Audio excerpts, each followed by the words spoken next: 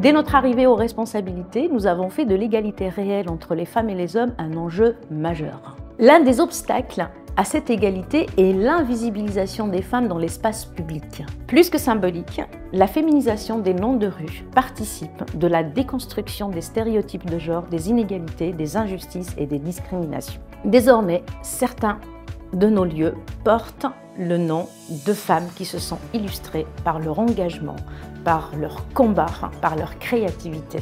L'égalité ne peut advenir sans la lutte contre les précarités.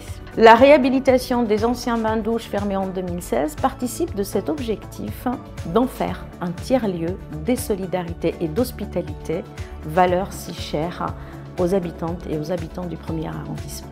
On ne peut pas faire société sans prendre soin de nos aînés. Le grand âge est une chance. C'est une chance pour nous et pour les futures générations. Ils sont d'une grande utilité pour la transmission des savoirs et de la mémoire.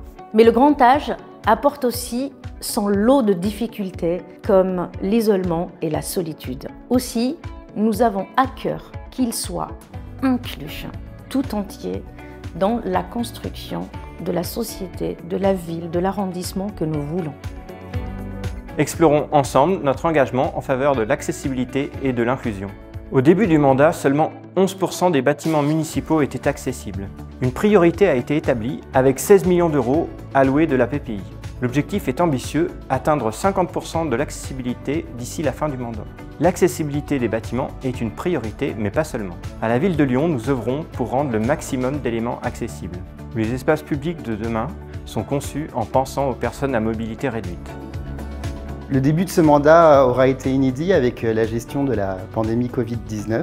Plus que jamais, la santé est un enjeu crucial. Nous avons pris des mesures pour renforcer l'accessibilité et la diversité des services de santé. En 2023, l'ouverture du centre de santé sexuelle a ouvert le Griffon. La particularité de ce centre, c'est qu'il propose des services gratuits de dépistage. Situé rue des Capucins, il joue un rôle essentiel pour les habitants de notre arrondissement, en complémentarité et en proximité avec le centre LGBTI de Lyon. Nous avons également soutenu l'ouverture d'un centre de santé pluridisciplinaire et pluriprofessionnel. La maison de santé du Passage, qui est située rue Neuve, permet de renforcer l'offre de soins aux habitantes et habitants de notre arrondissement. Ensemble, construisons un avenir où la santé est accessible à toutes et à tous.